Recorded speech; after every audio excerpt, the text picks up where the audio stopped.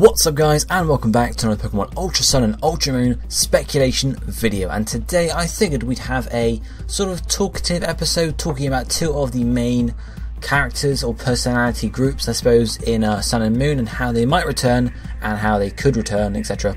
in Ultra Sun and Ultra Moon, and be, you know, sort of jazzed up a bit. And those, of course, are Team Skull and the Aether Foundation.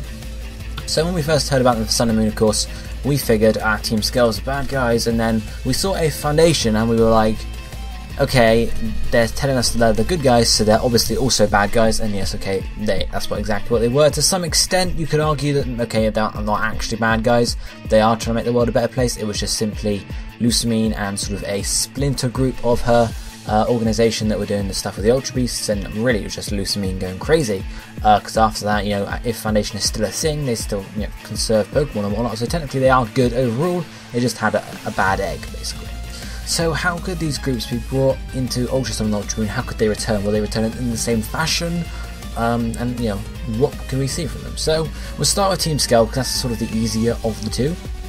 Team Skull is basically the closest, you know, evil team that's closest to it is Team Rocket, because Team Rocket in the original games was just about thievery and, you know, stealing stuff, whereas then later generations we got on, you know, obviously past generation 2 we had Team Aqua and Magma, which are like, we want to drain the sea, or we want to flood the planet. Okay, cool, maybe you're just, you know, crazy, but that's fair enough. Then we had Galactic come along, and then Cyrus is like, I want to make a new universe. We're like, okay dude, take your pills maybe. And then generation 5, of course, we had Team Plasma and Getsis, and obviously there was the whole thing of we protect Pokemon. It was just the front, and then you had obviously Team Plasma in the second game, Black 2 White 2, which was more of a better one, and of course Team Flareon in X and Y, with the whole we are going to wipe out the planet. So yeah, I mean, it's cool, it's a nice storyline, but as most of them are. But in the end, it's nice to see a classic evil team where they're just trying to steal stuff, basically, because that's what Team Rocket did in Generation 1. They tried to steal Pokemon, they tried to steal Silph Co stuff, and, you know, that's really it. There was no, like, overarching master plan, it was just stealing stuff. And obviously some of the stuff along the way was bad, but there wasn't too much. Of course, it's unlikely that's going to happen entirely, as we saw in Sun and Moon, because Team Skull are not the main antagonists, because, of course, how would you link them into Solgaleo and Lunala, you know? Does Guzma just turn around one day and say, I'm going to catch a legendary Pokemon? Why? Because I want to. Not really. It needs to link into the storyline somehow. So of course, the Foundation coming in and actually being the proper antagonist and having some relation to the legendaries makes sense. But how could they jazz it up and spice of it in Ultra Sun and Ultra Moon in terms of Team Skull? Well, one possibility is they keep everything exactly the same. That is one possibility. That's the, we are going to make the game as similar as possible to, you know, to keep low on funds. And we are, you know, but we are going to still release the same game twice. Or they could spice it up slightly, just have slightly different story events. Or they could do a, not complete overhaul, but there's a retelling, it's a different adventure. So you could also change up a few things like that. So for example, Team Skull, a few extra story events, you could have them just crop up a few more times, because really in Sun and Moon they were brilliant personalities, but you never actually saw the whole team, I guess, work as one. You had, you know, little, you know, a couple grunts on Melee, you had a couple grunts on Akala, you had Fabot on Akala, well, he wasn't even Team Skull, what am I talking about? And then Ulu came along, and eventually you went to Potown, and there's, you know, that was where you faced down basically against Team Skull. And that was it for the most part until, you know, I think one other appearance, which was on Aether Paradise, you know, towards the end of the story.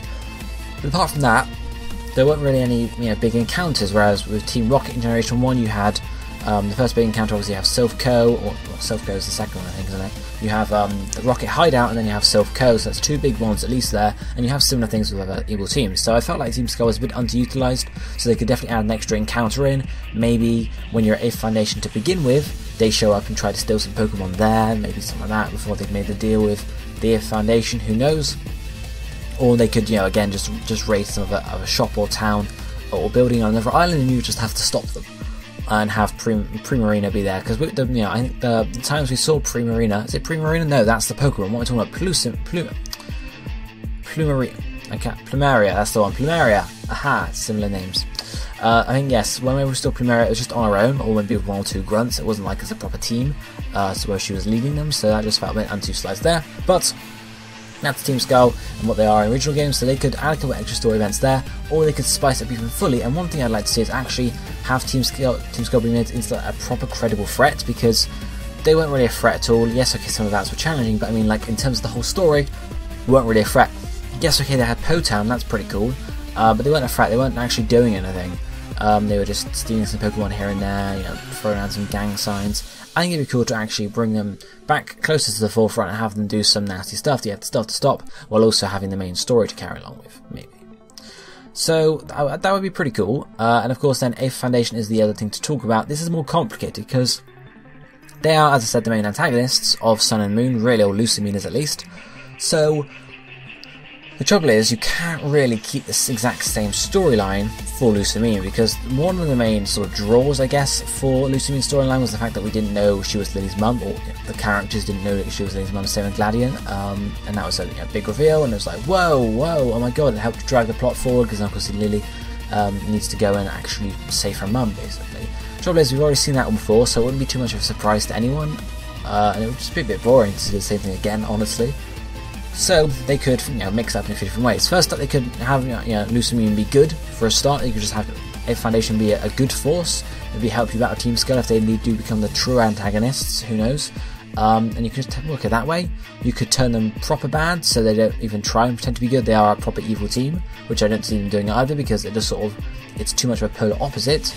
But one idea I did have that might be interesting was, of course, we have Lusamine, who is the head of Aether Foundation in the Alola region at least. And we also have Mon. Now, of course, Mon doesn't actually play basically any part in the story of Sun and Moon, but he is mentioned a few times by Gladion how Mon was researching alongside Lusamine, and then one day he disappeared, leaving behind Nebby and some notes, basically. And of course, that drove Lusamine crazy, and you know, basically brings up the events of the story. So we do see Mon in a different instance, though. That, of course, is part of Poképalago, and he doesn't look like a researcher, to be honest. He's just there, so we didn't know what's going on there. Is it he was transported into an ultra space and then eventually came out here on Poképalago and completely lost his memory, so he doesn't remember his family or anything like that, hence why he's just started up a random Poképalago thing. Maybe that's, I don't know, that's Mon, that's what we see from Mon. One idea I did have was to swap the roles of Lusamine and Mon, so have Lusamine be the one go missing, and have Mon be the survivor, or the last adult. Maybe you can then have a few different story changes. Maybe Mon isn't as cruel as Lusamine, doesn't push his kids away, so Gladion and Lily are still, you know, basically the same characters, but are working or living with Aether Foundation, have a good relationship with their father, so Lily isn't, you know, seen running with Nebby, for example. Maybe Nebby is just her pet, you know, her Pokemon.